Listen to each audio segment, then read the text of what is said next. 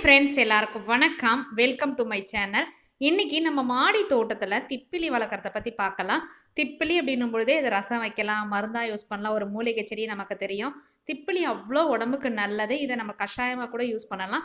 இந்த இலையை பார்க்கும்பொழுது உங்களுக்கு வெற்றிலையான்னு தோணலாம். வெற்றிலை கொஞ்சம் வேறு மாதிரி இருக்கும். இந்த திப்பிலியோட இலைகள் பார்க்கும்பொழுது நீங்கள் கார்டனிங் ரெகுலராக பண்ணுறீங்க அப்படின்பொழுது கண்டுபிடிக்கிறதுக்கு கொஞ்சம் ஈஸியாக இருக்கும். இல்லைன்னும் பொழுது காய வச்சு கண்டுபிடிக்கலாம். திப்பிலையில் இந்த இலைங்களையும் அந்த கணு பகுதியும் வச்சு ரொம்ப ஈஸியாக கண்டுபிடிக்க முடியும். வெற்றிலையில் கொஞ்சம் மாறுதல் இருக்கும். இதை வளர்க்குறது அப்படின்பொழுது நம்ம மாடி தோட்டத்தில் கொஞ்சம் சவாலாக இருக்கும். அது என்னென்ன அப்படின்றதையும் இந்த வீடியோவில் பார்க்கலாம். இதோடைய ஸ்பெஷல் என்ன அப்படின்றதையும் பார்க்கலாம். திப்பிலி நான் மாடி தோட்டத்தில் வாங்கிட்டு வந்து வைக்கும்பொழுது ஒரு 80 ரூபா சொல்லி வாங்கிட்டு வந்து வச்சுருந்தேன். இதை நர்சரிலாம் இப்போ ரொம்ப ரேட்டுக்கு விற்கிறாங்க. நம்ம மூலிகையாக யூஸ் பண்ணுறோம் அப்படின்னும் பொழுதே ரேட்டு கூடுதலாக ஆக்கிடுறாங்க. ரொம்ப ஈஸியாக வளர்க்கலாமா அப்படின்னு கேட்டிங்கன்னா, வெயில் அதிகம் படக்கூடாது, கூட தண்ணியை கம்மி பண்ணிவிடுங்க. இதுதான் இதுக்கு முக்கியமான ஒன்று. இது கொடியாக வளரக்கூடியது. வெற்றிலை எப்படி வளர்க்குறோமோ அதே மாதிரி ஒரு பந்தல் மேலே ஏற்றி விட்டோ இல்லை ஒரு மரத்தில் ஏற்றி விட்டு கூட வளர்க்கலாம். ரொம்ப சிம்பிளாக வளர்க்கலாம். ஆனால் காய் வைக்கிறது கொஞ்சம் லேட்டாக தான் ஆகுது. இந்த திப்பிலி செடியை இப்போ தான் நம்ம மாடி தோட்டத்தில் வளர்க்குறோம், நிறைய தெரிஞ்சுக்கிறோம், மூலிகை இருக்குது அப்படின்ட்டு. ஆனால் இதுக்கு முன்னாடியே கிரேக்கர்கள் நிறைய யூஸ் பண்ணியிருக்காங்க. இதோட ஸ்பெஷல் அதுதாங்க. ஐரோப்பியர்கள் அமெரிக்கா கண்டத்தை கண்டுபிடிக்கிறதுக்கு முன்னாடியே அவங்க இதை எல்லாத்தையுமே அவங்களுடைய சமையல்லையோ சரி மருந்துக்கெலாம் யூஸ் பண்ணியிருக்காங்க. அது கூட பார்த்திங்கன்னா கிபி 6ஆம் 5ஆம் நூற்றாண்டுலேயே யூஸ் பண்ணியிருக்காங்க. இதோட ஸ்பெஷல் அதை தான் சொல்கிறாங்க. இதை நம்ம மருந்தாக யூஸ் பண்ணுறோம். இதுக்கு முன்னாடி தான் மசாலாவாக யூஸ் பண்ணியிருக்காங்க. அதுக்கப்புறம் தான் இதனுடைய மகத்துவம்லாம் தெரிஞ்சு மருந்தாக யூஸ் பண்ணி நம்ம ரசம்லாம் வச்சு சாப்பிடும்பொழுது நல்ல தொண்டைக்கு எதமா சளி இரும்பல்லாம் வராமல் இருக்கிறதுக்கு ரொம்ப யூஸ்ஃபுல்லாக இருக்கும். நம்ம நாட்டு மருந்து கடைகளில் நல்லா காஞ்ச திப்பிலியாக அந்த கணுவாக கொடுப்பாங்க. அதை நம்ம வாயில் போட்டு சாப்பிடும் பொழுது நல்லா கொஞ்சம் நேரம் கழித்து நீங்கள் தண்ணி குடிச்சு பாருங்களேன், விறுவிறுன்னு இருக்கும்.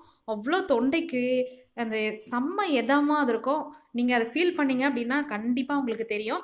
ஒரு ஜில்னஸோட சூப்பராக இருக்கும், விறுவிறுன்னு இருக்கும். முக்கியமாக அதில் கொஞ்சம் விதைகள் அதிகமாக இருக்கும். இதை நீங்கள் விதை மூலமாக வளர்க்கலாமா அப்படின்னு கேட்டிங்கன்னா, நான் இது வரைக்கும் விதை மூலமாக வளர்க்கலை. இந்த மாதிரி ஒரு கணுவாக தான் வாங்கிட்டு வந்து வச்சேன். ஆனால் இந்த ஒவ்வொரு கணு பகுதி வெற்றிலை எப்படி வளர்க்குறோமோ அதே மாதிரி பதியம் போட்டு வளர்க்கலாம். ரொம்ப ஈஸியாக வளர்க்கக்கூடியது தான். கீழே பார்த்தீங்கன்னா நிறைய ஸ்ப்ரெட்டாக எவ்வளோ வந்திருக்கு பாருங்கள். பார்க்கறதுக்கு வெத்தலை மாதிரி தான் இருக்குது அப்படின்னா நீங்கள் பார்த்து வாங்கணும். இல்லை அதில் காய் இருக்கா மாதிரியாவது நர்சரியில் பார்த்து வாங்குங்க. வெயில் அதிகமாக இருந்துச்சு அப்படின்னா செடி ரொம்ப வாட்டம் கண்டுடுது, இலைங்கள்லாம் உதிர்ந்து போகுது. முடிஞ்ச அளவுக்கு இலைங்கள் குட்டி குட்டியாக இருக்குது. நாங்கள் கஷாயத்துக்கு கூட போட்டு குடிக்கிறோம். ஜுரத்துக்கோ இல்லை சளி இரும்பலுக்கெல்லாம் யூஸ் பண்ணும்பொழுது கஷாயமாக யூஸ் பண்ணுறதுக்கு இலையை நான் கொதிக்க வச்சு குடிக்கிறேன். நல்ல ரிசல்ட் கொடுக்குதுங்க. கண்டிப்பாக உங்கள் வீட்லேயும் குழந்தைங்கள் இருக்காங்க, பெரியவங்க இருக்காங்க, சளி இருமல் ரொம்ப இருக்குது அப்படின்னா இதை தாராளமாக நீங்கள் வீட்டில் வாங்கி வைக்கலாம். காய் பிடிக்கும்பொழுது உங்கள் கூட நான் பகிர்ந்துக்கிறேன்.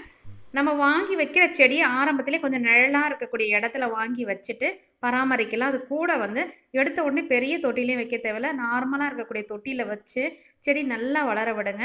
நார்மல் மண்கலவையில் நல்லா வளருது. ஆனால் தண்ணி அதிகமாக விட்டுட்டிங்கன்னு பொழுது செடி சீக்கிரமே பட்டு போகுது. முடிஞ்ச அளவுக்கு தண்ணி விடாதீங்க, நிழல் இருக்கணும். ஏன்னா இது மலை பிரதேசங்களில் கேரளா சைடு அந்த சைட்லாம் பார்த்திங்கன்னா குளிர்ச்சியாக இருக்கக்கூடிய இடங்களில் பாக்கு மரத்துலலாம் ஏற்றி விட்டுருப்பாங்க. அதை வச்சு நம்ம கண்டுபிடிச்சிக்கலாம். அங்கே மிளகெல்லாம் இது மாதிரி தான் ஏற்றி விட்டுருப்பாங்க. திப்பிலையும் அதே மாதிரி தான். நீங்கள் ஏதாவது ஒரு பந்தல் மேலே ஏற்றி விட்டு வளர்க்கலாம். கண்டிப்பாக நிறைய பதியம் போட்டு நிறைய பேருக்கு கொடுக்கலாம்.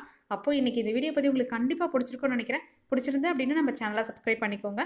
கூடவே பெல் பட்டனை கிளிக் பண்ணிக்கோங்க. வேறொரு இன்ட்ரெஸ்டிங்கான வீடியோவில் நான் உங்களை மீட் பண்ணுறேன். Thank you, bye bye, have a pleasant day.